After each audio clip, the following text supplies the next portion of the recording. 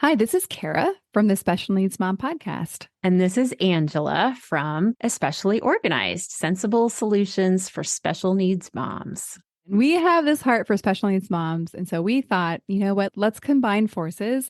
And we have come up with what we're calling the Purge Party. And you can pretty much guess what it is. It's a party where we're going to come together and we're going to purge, or in general, accomplish a goal, a small goal together. So we have set this for January 27th, starting at 8 o'clock for my Pacific Coast people. Which means 11 o'clock for all of you on the East Coast. So this is an opportunity. If you have something on your to-do list that has just been stuck there and you are wanting to move it up on the list, you're wanting to tackle, maybe it's a space or an area of your home or a category in your home that has just needed a little time and attention. This is your opportunity for you to be online with us while you work and have access for us to help you answer your questions, help guide you, and just serve you for those 2 hours. Yeah, exactly. And I think you can tell like what we've designed is just this very high level of support for that project that you just haven't been able to tackle on your own. The thing that we are envisioning is that you get to leave this purge party feeling so accomplished because you did the thing. You started the year off getting that thing done that you were stuck on last year. And so it's a momentum builder, if you will. You can go ahead and sign up. We have a link ready for you. And we are offering this for $40 for the whole experience. Absolutely. And we hope you'll join us. I think it's going to be really fun. It's going to be a great group of moms of special needs kids. So we all get each other. We all have an understanding of what it's like to have something on our to-do list, but just we haven't been able to tackle it yet. So I hope that you will join us. We're super excited to bring this to you, and we are thrilled to work with you. All right. We'll see you all there.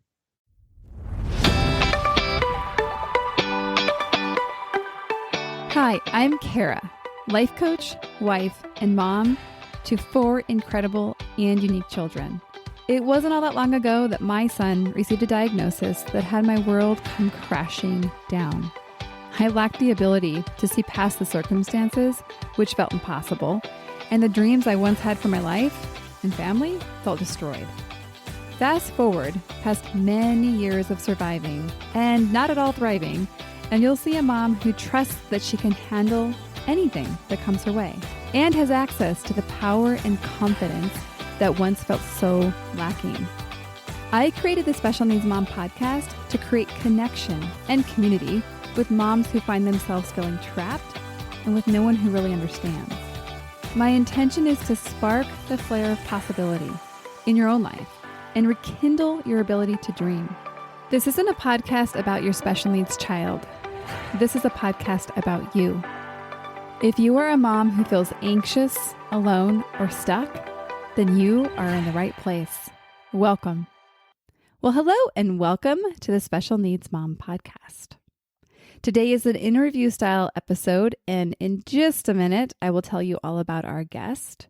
Before we do, you might have heard it prior to the episode starting. However, because it is just starting up, I really want to make sure that you are fully informed about the new and improved coaching program that is starting here in October. This coaching program is called Pathway to Peace. And really, it's a program designed, obviously, for you as a special needs mom, really looking at how to do basic things like actually recover time so that you have time to do all the things like sleep and just the basics. Like we're actually going to start very basic, but we're going to be building in and really over the course of the program, making some significant shifts. I think part of Sarah's story that she will share, I haven't told you yet, but Sarah is our guest, is actually, you can see the becoming that she had the experience of starting her journey as somebody who actually just didn't even have access to crying about the grief that she has experienced as a special needs mom. And now ending up in a place where she's excited and dreaming about the future and just fully confident that she'll be able to handle whatever comes her way.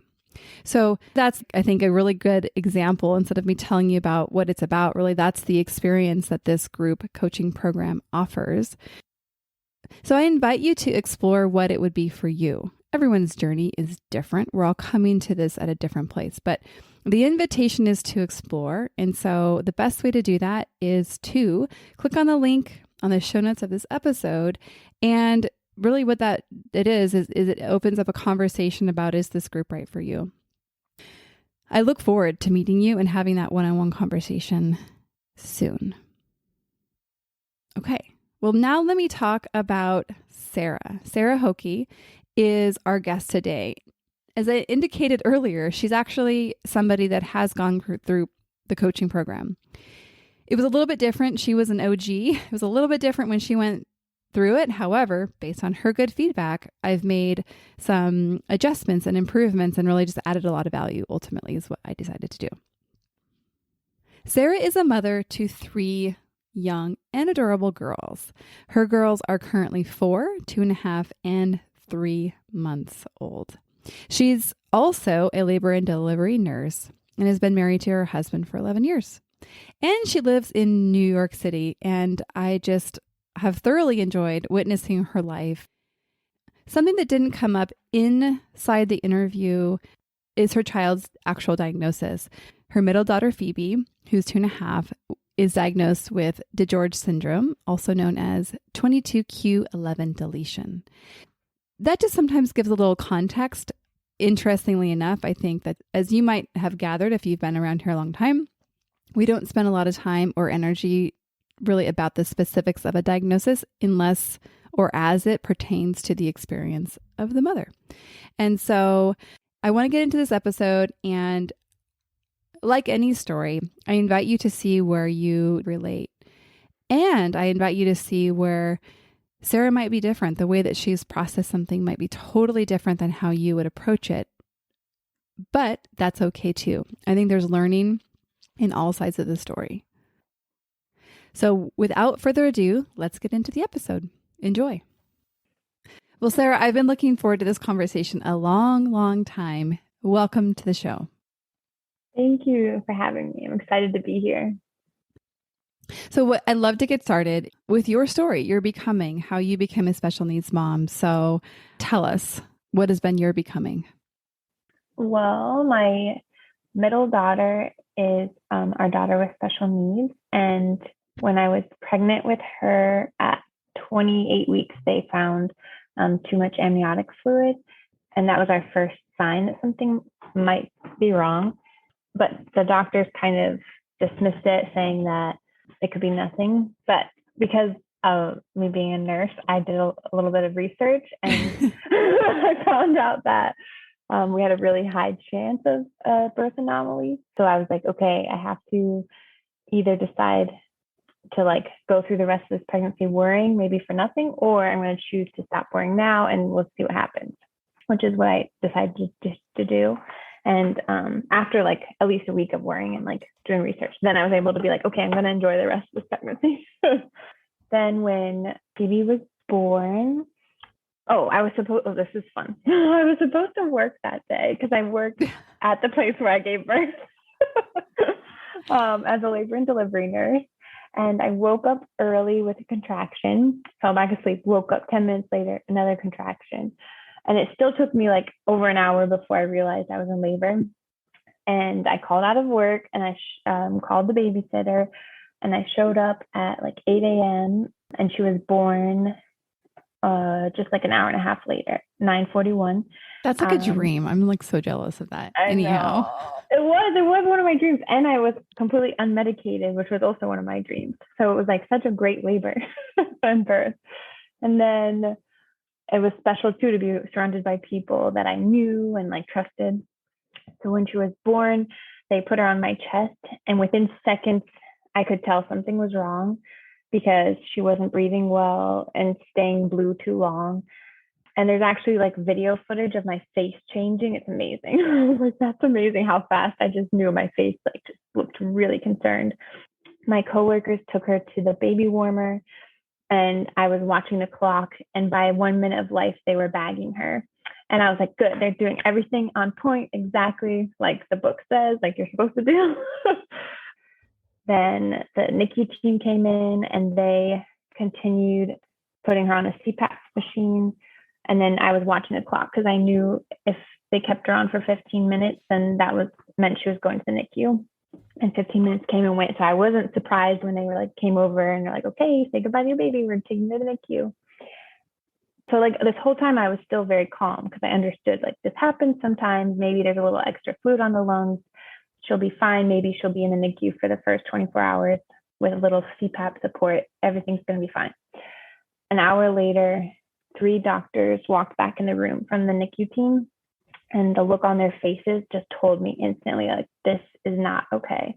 And I actually like remember the conversation from the ceiling, like I completely disassociated, and asked them all these medical questions because they said like they noticed some anomalies.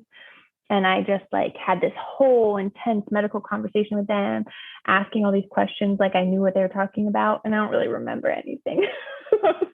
And my husband was shocked and didn't say anything. But I like just kept talking, and I like how you were able to have like a very professional conversation. Yeah, like I completely I was like, I'm not the mom, I'm the nurse now. But which wasn't very helpful. I mean, whatever. That was how I survived. Yeah. So then that was like the first moment of becoming, I guess, a special needs mom. And then we went to the NICU and had like her on the CPAP, the NG tube. Like I'm trying to remember all the things. There's so many things in the NICU. There's so little. There's so little, and they have to be poked so many times. And and we couldn't sleep there, but we tried to be there as much as we could. But we had meanwhile you have another daughter at home. Yeah, exactly. All those like similar experiences I feel like the other moms go through. So every time you're at the NICU, you wish you were home, and every time you're at home, you wish you were at the NICU. It's a very weird way of living, like for a while. And then at the end of the first week, and we had a bunch of different diagnoses, like a lot of different guesses because we were waiting for genetic testing. And they thought she would have to have surgery right away, but then they were able to delay the surgery. So I remember also like there was just so much information that we were getting, and everyone was asking me like for details too, family and friends. And I was so frustrated because I was like, I don't even know. Why are you like, why do you want to know? I don't even know. At one point, I remember feeling that way. So yeah, that was an intense beginning. And then at the end of the first week, I think one of the pediatricians thought I was being too optimistic. So we called a family meeting. So he had to tone it down a notch. He was like, let's make sure she really understands. Yeah. So I remember being in a room with multiple doctors, maybe a speech therapist, maybe a nurse, and my husband on the phone. And the doctor goes through like head to toe, everything that is wrong or things I think are wrong. And she used a lot of medical terminology that my husband didn't understand, I don't think, because at the end of the conversation, he was like, okay, that sounds good, right? And I was like, no, this was not a good conversation. Basically, they were like, she might not be able to come off the CPAP. She might need a trach. She might not be able to eat. She might like always need a G-tube. Like she might not be able to walk. The one diagnosis they had a survival rate of only 50% in the first year or something crazy like that. That was one of the genetics tests they thought she had. And because her eyes were blue, they thought she was blind. And because something else, they thought she couldn't hear. And I was like, this is a lot to process. And I made it to the end of the meeting, ran to the bathroom and cried and declared it the worst day of my life. Yeah. Because it was just nothing like what you expected. And I think my story is unique though, because from then on, all of the information got better. Like they were wrong about so many things. So it's been easy to be optimistic since then, because like if you start from like, I feel like a lot of other moms' stories are like slowly they learn about everything over time. Yeah, and that's more my experience as well, right? Like we did not, it was like evolving. There's this, then this, then this, and then things you didn't think about as they get older. And so, yeah. I think yours is unique.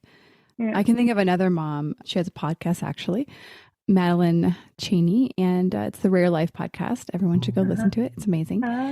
And her son, he has gotten better. He's lifelong. However, a lot of the challenges actually are getting better. Like his vision is getting better versus like I think at one point he would be considered legally blind. And I don't know if he qualifies as that anymore, which is kind of amazing. There's a big difference between like no vision and some. Anyhow, side note. So yeah, I do think yours is very, very unique. And I think it makes it maybe easier to be optimistic because you keep getting like good news over time, which is nice. So then let's see, we got home after 7 weeks. I took her home. The only reason why we got out of there when we did was because of me being a nurse, and me and my husband were very involved. I was thinking 7 weeks is actually pretty quick for NICU babies. Yeah. And it was going to be Christmas and I wanted to go home before Christmas. And I asked for oxygen, a pulse ox. I had a bag to resuscitate infants because I know how to do that. I was like, that is not part of your normal coming home from the hospital mom bag. No. I bought a suction machine because she was really not good at breathing at all when she was born. It was sad. So I had a suction machine in case we needed it. And then of course all the NG tube supplies, because everything was by the NG tube. She couldn't take anything by mouth. Yeah, it was a lot of equipment we came home with and a lot of care that she needed. Oh, and I was pumping this whole time. Oh my gosh. Which I was really proud about because I got her a whole year of breast milk after pumping. Wow. Exclusively pumping, yeah. That's very impressive. Oh, I remember something else happened. We had to put our older daughter into daycare. Because I was mostly taking care of her at home. I was working only like part-time. I think I was. No, but I only worked 3 days a week. So we were able to take care of her at home. And then I had to put her in daycare because I needed like so much time for all the doctor's appointments. I felt like there was a doctor's appointment almost every day. It was a lot in the beginning. And then around 10 months, she had 2 surgeries and so 2 hospital stays. And then we started early intervention and had a lot, like at one point we were doing like 12 therapies a week. It was too many. It was a lot. That was too many. Yes. And at first people were coming in person for like a week and then COVID happened. So then it was all virtual. So we had to do everything. Like, I think it was nice that it was virtual in some ways because we didn't have to have people in our house, but it was harder because it was all you. Like you had to actually do the therapy the whole time. Yeah. So that was hard. It was a lot of work. And then around the 10-month age is when I finally realized that I like accepted the label of a mom of a child with special needs for the first time. And then I was like, maybe there's something out there that can help me talk about this or like think about it or read about it. Cause I just had no clue. I had a lot of understanding from a nursing perspective of just like medical stuff and like hospital stuff, but not anything else about life or about early intervention or all the therapies or what the future would look like or anything. I listened to this podcast, I remember, and I felt so connected and so understood. And I remember crying again on my bed. And it was the first time I had cried since that day, the worst day of my life, when I was told terrible diagnoses. So, well, not terrible, but for me, it was. Well, I would say it's hard to hear, right? Hard to hear about somebody that you love desperately, that they're going to have these struggles, right? So yeah, I think we can call that terrible. I'm okay with that. Yeah, I guess no one would wish it on anyone. So that's terrible. What was the thing that actually had you go seek out like searching special needs mom podcast? Like what was the state of mind when you Googled that late at night? I think it had to do with looking for help, like looking for connection, because I was very like alone. I think that's what it was. I was like, now that I accepted this label, this is my life, there has to be something out there for me, right? So I looked specifically. Yeah. Well, I'm glad you found something. Me too. I'm really glad It's you been found amazing. something. And it's cool too, like I've learned so much from your podcast and also from your coaching groups since that day in August. I think it was August 2020, that like I was avoiding feelings, not even recognizing my feelings. And I just think this whole experience has made me feel so much more invigorated and strong and like less afraid of the future. Oh, I forgot to update you about how well she's doing now. She's doing amazing. She started walking at like 21 months and started talking at 24 months. And we got her G tube out at 2 years old, and she was eating and drinking everything for a while before that, after a year of not eating or drinking. And she's like very social. The first year of her life, she didn't cuddle at all with us. I think because of her NICU experience, like she preferred to just be in her crib. Like she would never fall asleep if you were holding her, and she could just soothe herself with her blanket by herself in her crib. That was her spot. So I was a little worried about what that meant for her, like social, emotional well-being later on in life. But then after a year, she became a huge cuddle bug and loves people and is friends with all of her little friends at school. It's really cute. Isn't that interesting how she shifted so much? It's almost like, I mean, just your picture of, well, that was what she was used to. That's what she was, like, that's how she had to comfort herself as a NICU baby. And actually, I think for me, what I kind of see underneath is like her developing a trust with you that like she could also get comforted by you. And I just feel like it's actually a beautiful story of restoration for her little soul and her being, and of course for yours, right? Getting to be with your daughter in that way. Wow. Yeah, it was crazy to see that change in her too. Yeah. And it was a lot of work to like keep her like involved. Like one thing, when she was not eating or drinking by mouth, we still kept her with us when we were eating, like normalizing food or letting her touch it with her hands and stuff as a baby. I think that helped her. I think having an older sister helped her a lot too. But yeah, there's a lot, I don't know, that worked well. Yeah, definitely. These are things you don't think about until you're in the situation. Like, oh, well, what do we do? Like, she doesn't eat by mouth. So what do we do what does she do during mealtime? And I think you figured out that in the way that it felt right to you. That makes total sense.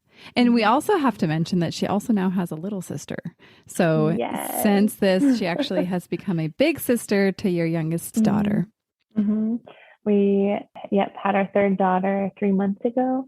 And this season of having a newborn that is at home and not in the NICU and has no medical complications is so restoring too and healing. But also there's like a sadness sometimes because every stage, like, okay, she's a week old and we're like enjoying the milestones and stuff. But at the same time, my husband and I always think about, well, when Phoebe was a week old, she had to suffer this, or when she was 2 weeks old, then she had to do this. And like, so there's always like, there's a joy. It's like comforting, but also there's like a sadness that we carry too, thinking about what Phoebe went through. But grateful that she was young enough that she doesn't have to think about it. Yes, right. I know I can say from experience, having a young child to support in some of these hospital type settings is a lot easier than having a child who's very aware of what's happening. It's all horrible and hard. Again, we won't wish it on anybody. However, it definitely is different. I want to go back to the sadness that you point to, because actually you and I have talked about this inside of our group, obviously with other moms as well. I'm also thinking about this. What's interesting is Halloween's coming up, and I have a lot of thoughts on that holiday. It's a lot of work for moms. The kids are like, I want to make this custom costume. I'm thinking, okay, I'm not sure if I want to support you. I want to, and this seems a little overwhelming. So anyhow, that's a total side note. And trying to decide if everyone needs to coordinate or match. That's a lot of effort too. It's a lot of effort. It's a lot of effort. Thank God people helped me last year when we were very sidetracked with my son in the hospital. But back to, so last year during Halloween was when we were in the hospital. We were in the hospital, kind of the point of, this is pretty awful. Like we were not in a good place and we were stable, but it just was still awful. My son was still in the PICU. And so it's interesting as I'm thinking of Halloween approaching, I'm reflecting, just like you're saying, I'm reflecting back on last year. And so in a kind of good way, I feel like it's allowing me to access feelings that maybe I wasn't ready to process at that time because we were in it.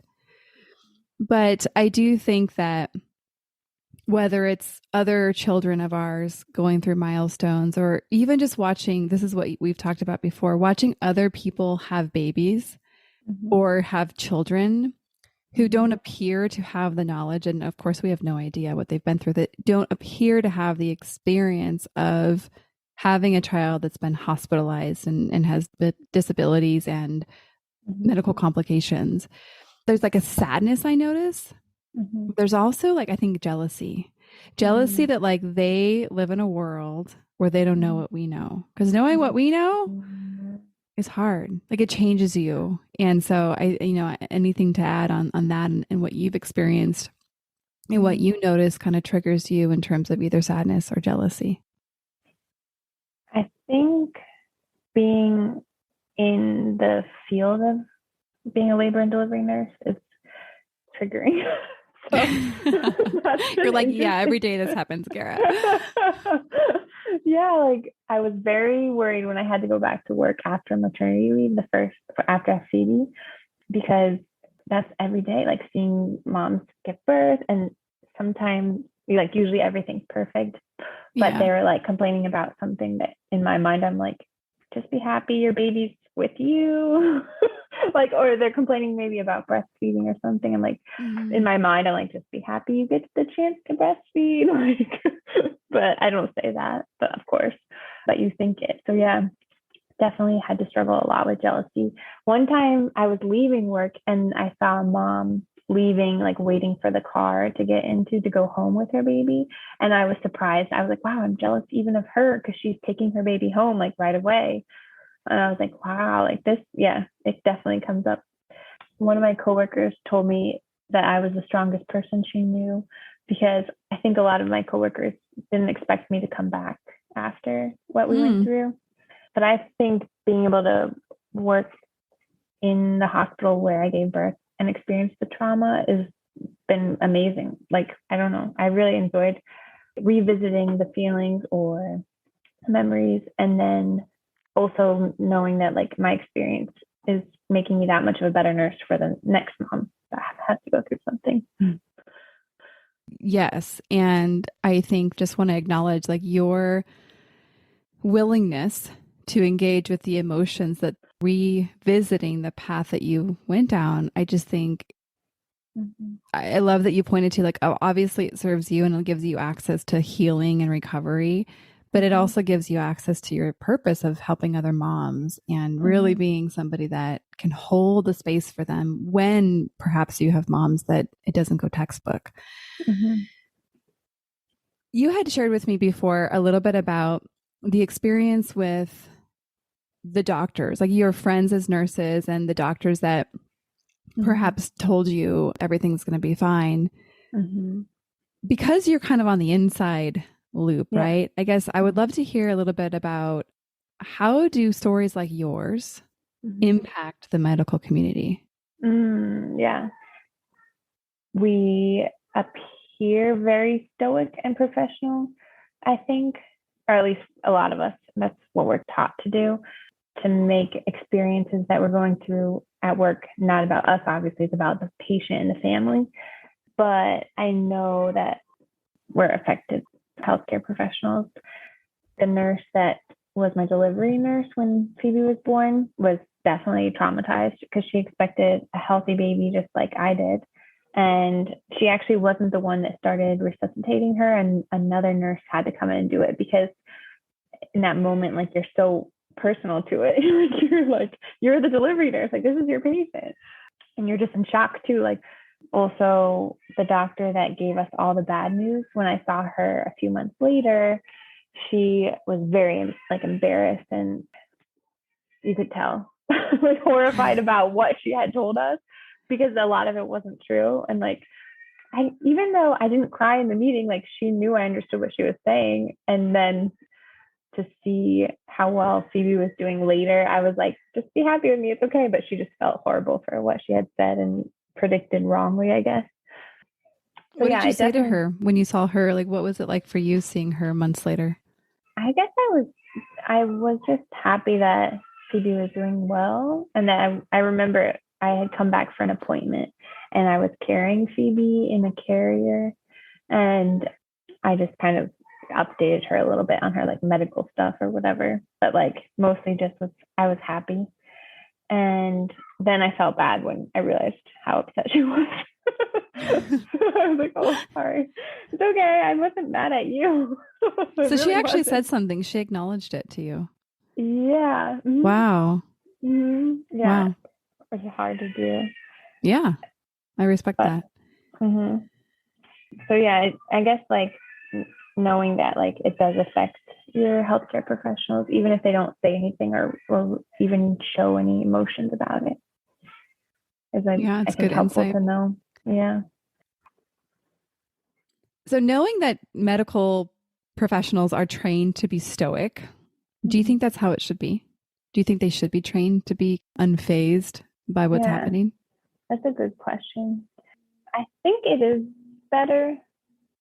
Well, I guess the old way of being completely stoic has changed. And in training people, I'm pretty sure that nurses and doctors are told that they can cry with their patient if they feel like that's helpful to the family to see that we care too. And this hurts us too. But I think it wouldn't be very helpful for most families when you're having the worst day of your life, for the people taking care of you also to look like they're having a terrible day.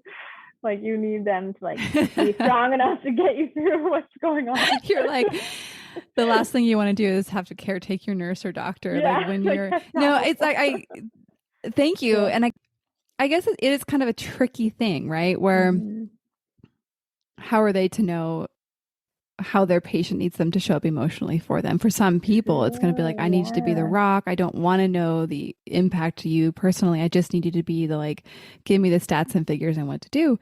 And for other people, I think there is a missing. So, I mean, it actually reminds me of like coaching as a profession, whereas like, of course, I feel as a human, the impact of some of the things I get to be a part of in terms of conversations with my clients. However, my job is actually to hold the space so that my emotional experience doesn't get in the way. Like it's not about, just like you're saying, it's not really about me, right? Well, it's not at all about me.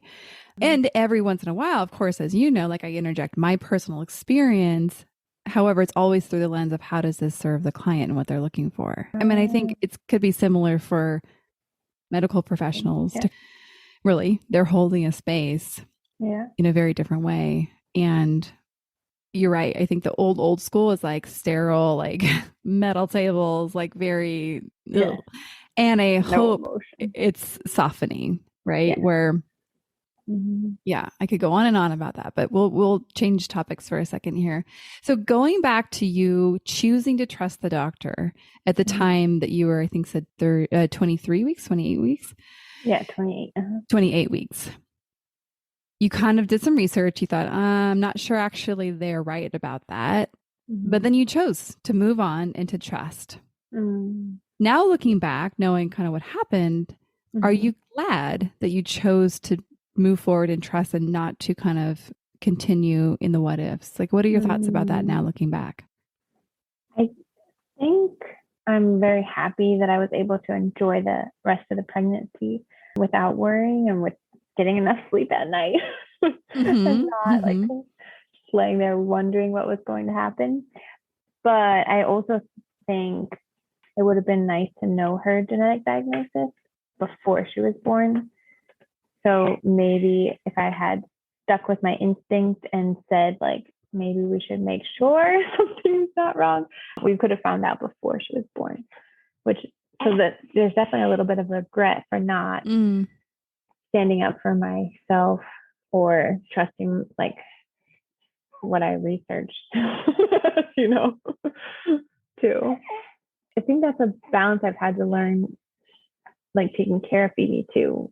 Like, because sometimes you have to keep pressing for what you think is best and ask and go out of your way and make those extra appointments with extra doctors so that you can get what you think is best for them. And other times it's nice to like rest in the fact that like they're doing their best.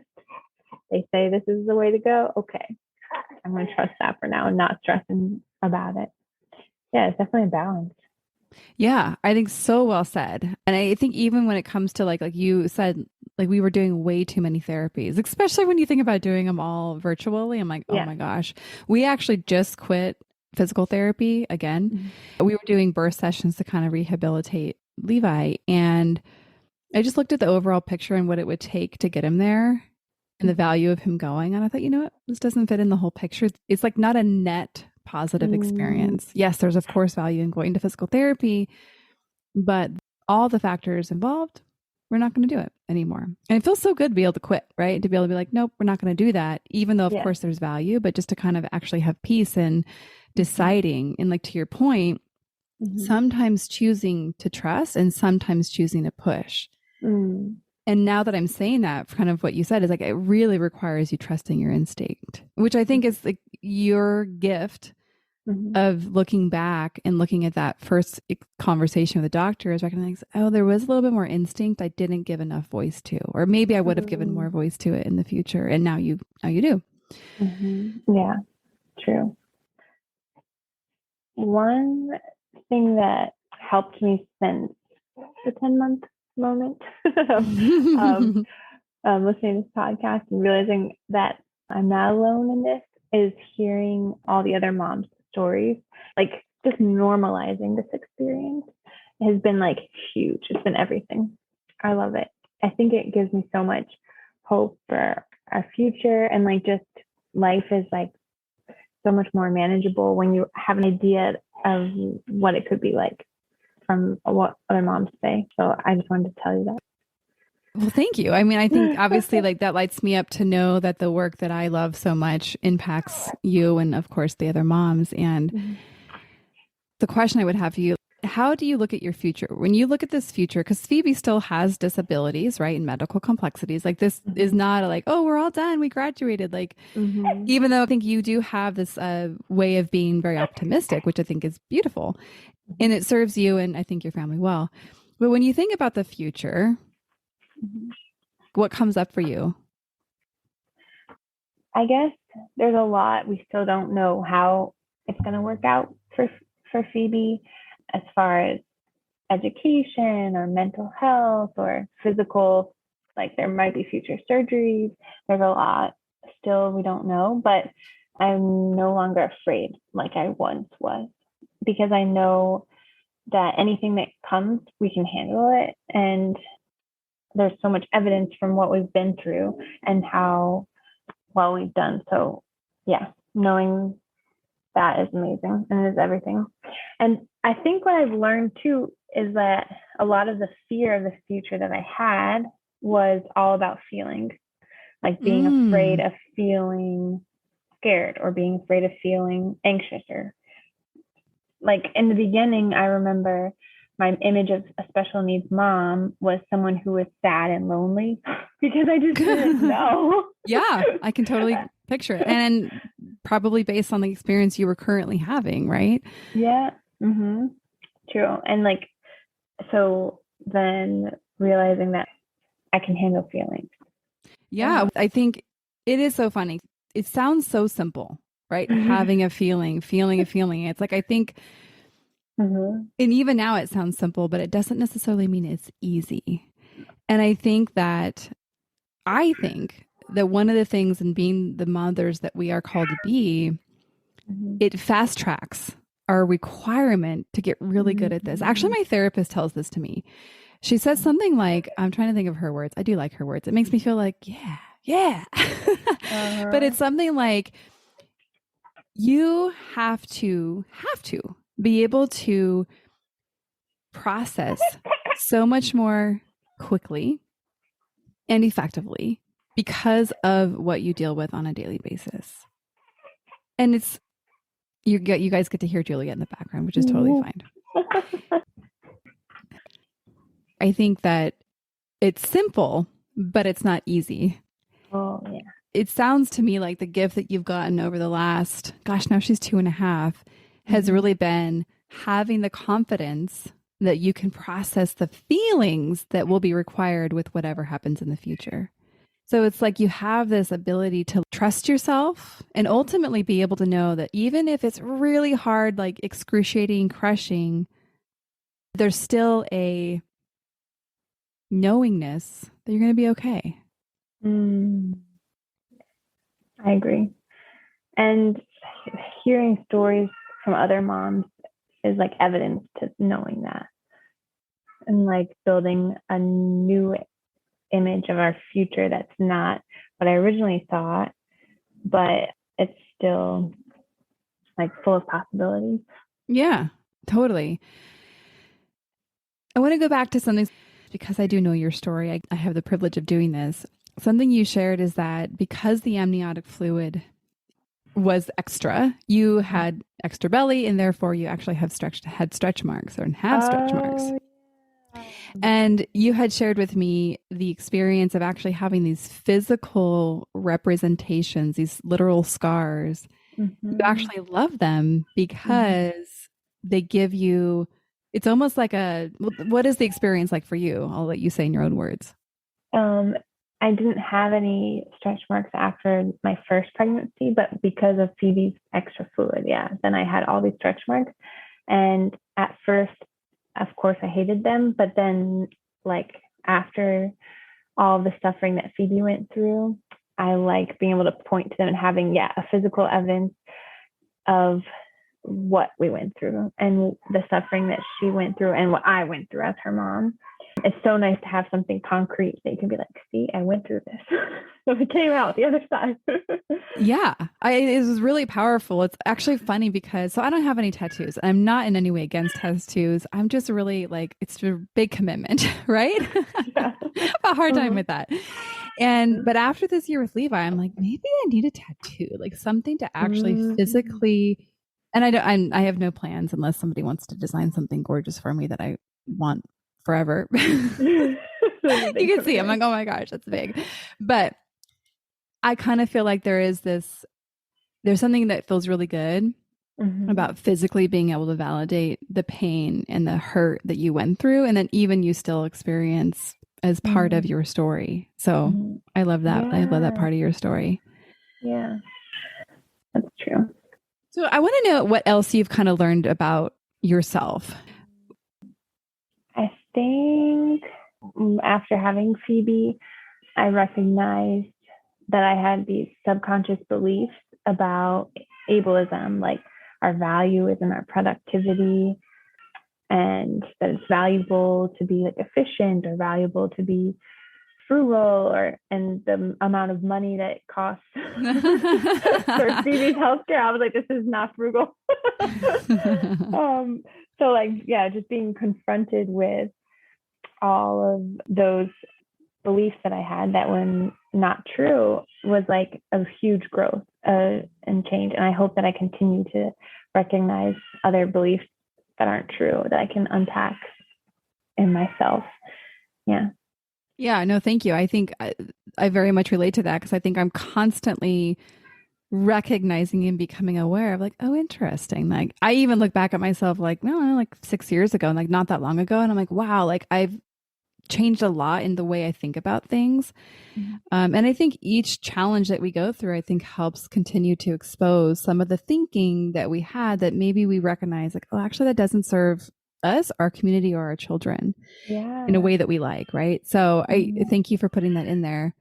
Yeah, because our value is just in being human, and that thinking hurts other people, but it also hurt myself because I was judging my own value on my productivity. So well said. Yeah. As we wrap up, I want to kind of go back to the being optimistic piece that we had talked to.